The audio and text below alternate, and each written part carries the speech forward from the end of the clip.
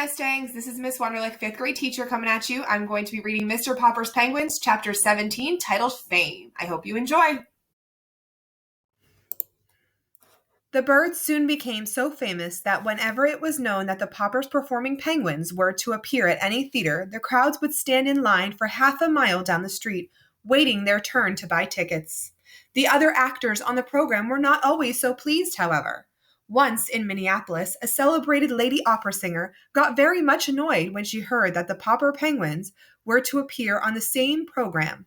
In fact, she refused to go on stage unless the penguins were put away.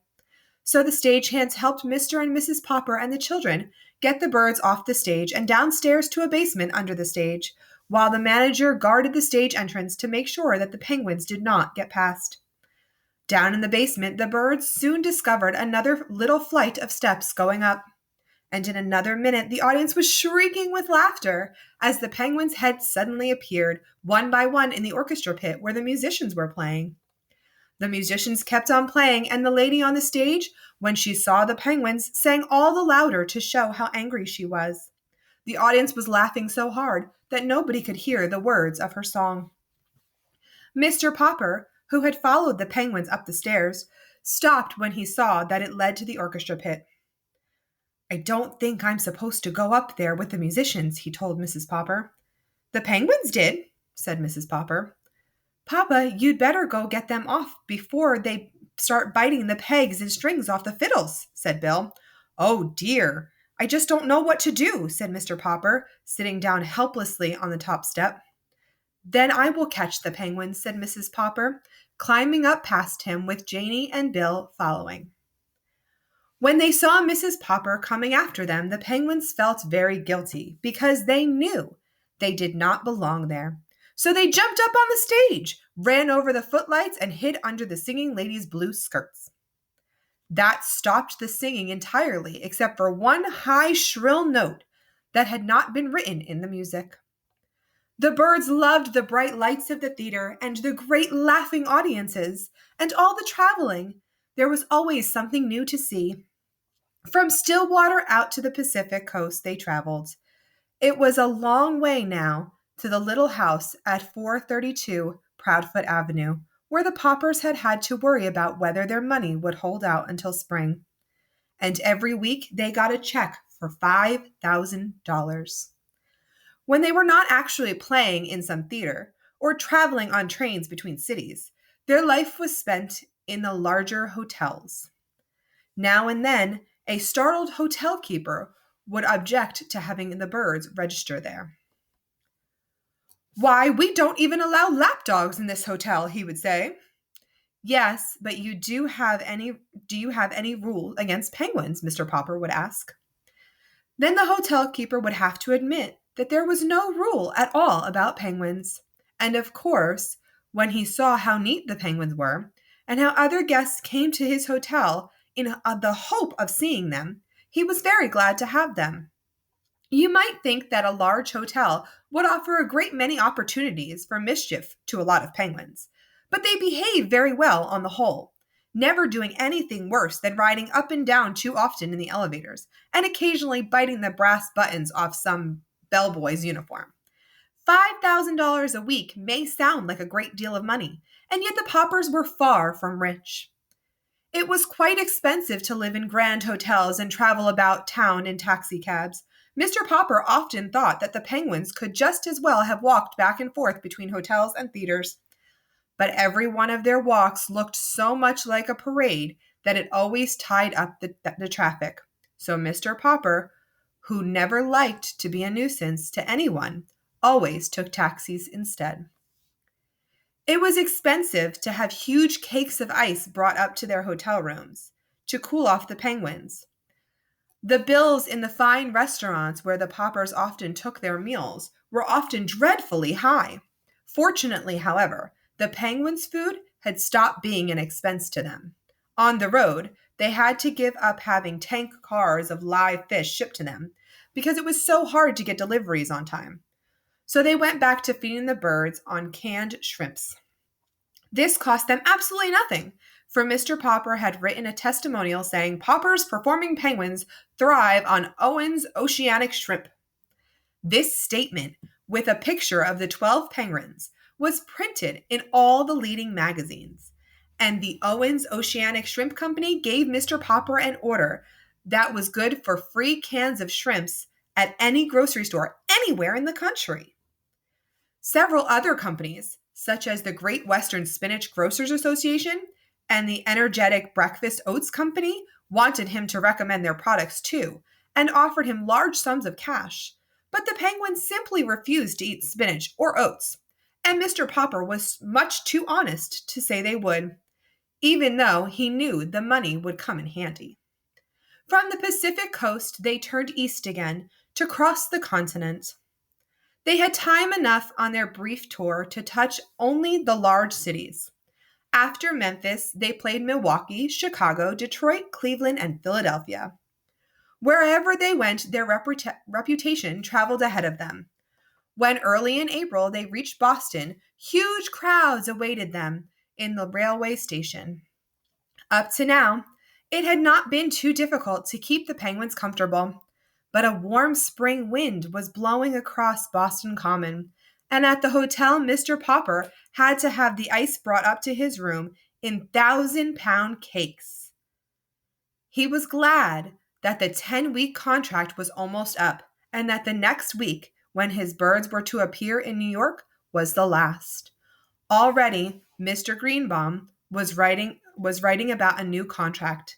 Mr. Popper was beginning to think, however, that he had better be getting back to Stillwater, for the penguins were growing irritable.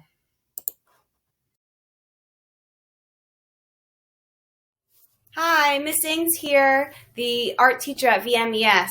I'm going to read to you Chapter 18 called April Winds. Here we go. Chapter 18, April Winds. If it was unseasonably warm in Boston, it was actually hot in New York. In their rooms at the Great Tower Hotel, overlooking Central Park, the penguins were feeling the heat badly. Mr. Popper took them up to the roof garden to catch whatever cool breeze might be blowing. The penguins were all charmed by the sparkling lights and the confusion of the city below.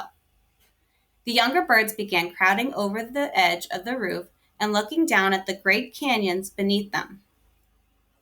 It made Mr. Popper very nervous to see them shoving each other, as if at any moment they might succeed in pushing one over. He remembered how the South Pole penguins always did this to find out what danger lay below. The roof was not a safe place for them. Mr. Popper had never forgotten how badly frightened he had been when Captain Cook had been so ill before Greta came. He could not risk the chance of losing one of his penguins now. Where the penguins were concerned, nothing was ever too much trouble for him. He took them downstairs again and bathed them under the cold showers in the bathroom. This kept him busy a very large part of the night. With all this lack of sleep, he was quite drowsy the next morning when he had to call the taxis to get to the theater. Besides, Mr. Popper had always been a little absent-minded. That is how he made his great mistake when he said to the first taxi driver, "Regal Theater." "Yes, sir," said the driver, threading his way in and out of traffic of Broadway, which greatly interested both the children and the penguins. They had almost reached the theater when the driver suddenly turned. "Say," he said, "you don't mean to say those penguins are going to be on the same bill with Swenson seals, do you?" "I don't know who else is on the bill," said Mr. Popper, paying him. "Anyway, here's the Regal." And they piled out and filed in the stage entrance. In the wings stood a large, burly, red-faced man. "So these are the Popper performing penguins, huh?" he said. "Well, I want to tell you, Mr. Popper, that I'm Swen Swenson, and those are my seals in there on stage now. And if your birds try any funny business, it'll be too bad for them. My seals are tough, see? They don't think of nothing of eating 2 or 3 penguins apiece. From the stage could be heard the hoarse barks of the seals, who were going through their act. Papa, said Mrs. Popper, the penguins are the last act on the bill. You go run back quick and get those taxis, and we'll let the penguins ride around a while until it's time for their number. Mr. Popper hurried out to catch the drivers. When he returned, it was too late. The Popper performing penguins had already discovered the Swenson seals. Papa, I can't look, cried the children. There was a sound of dreadful confusion on the stage. The audience was in an uproar, and the curtain was quickly run down. When the Poppers rushed onto the stage, both penguins and seals had found the stairway leading to the Swenson dressing room and were on their way upstairs. I can't bear to think what's happening up there, said Mr. Popper with a shudder. Mr. Swenson only laughed. I hope your birds were insured, Popper, he said. How much were they worth? Well, let's go up and look. You go, Papa, said Mrs. Popper. Bill, you run out of the theater and call the police to come and try and save some of our penguins. I'll go to the fire department, said Janie. When the firemen, with a great clanging, came and set up their ladders so that they could get in through the window of Mr. Swenson's dressing room, they were a little vexed to find that there was no fire at all.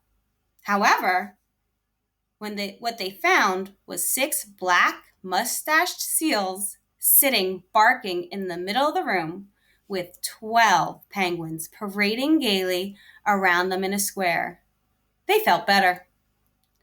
Then the policemen came in their patrol and climbed up the ladder which the firemen had left against the building. By the time they too came through the window, they could scarcely believe their eyes, for the firemen had put firemen's helmets on the penguins, which made the delighted birds look very silly and girlish. Seeing the firemen so friendly with the penguins, the policemen naturally took sides with the seals and put policemen's caps on them. The seals looked very fierce, with their long black mustaches and black faces underneath. The penguins under their firemen's helmets were parading in front of the policemen, while the seals, in their policemen's caps, were barking at the firemen. When Mr. Popper and Mr. Swenson finally opened the door, Mr. Popper sat down. His relief was so great for a moment he could not speak. You policemen had better get your hats off my seals now, said Mr. Swenson. I gotta go down on the stage and finish the act now. Then he and his 6 seals slipped out of the room with a few parting barks. Well, goodbye, ducks, said the firemen, regretfully removing their helmets from the penguins and putting them on their own heads. Then they disappeared down the ladder. The penguins, of course, wanted to follow, but Mr. Popper held them back. Just then the door flew open and the theater manager burst into the room. Hold that man, he shouted to the policeman, pointing at Mr. Popper. I have a warrant for his arrest. Who, me? Said Mr. Popper in a daze. What have I done? You've broken into my theater and thrown the place into a panic. That's what you've done. You're a disturber of the peace. But I'm Mr. Popper, and these are my performing penguins, famous from coast to coast. I don't care who you are. You haven't any business in my theater. But Mr. Greenbaum is going to pay us $5,000 for a week at the Regal. Mr. Greenbaum's theater is at the Royal, not the Regal. You come to the wrong theater. Anyway, out you go, you and your performing penguins.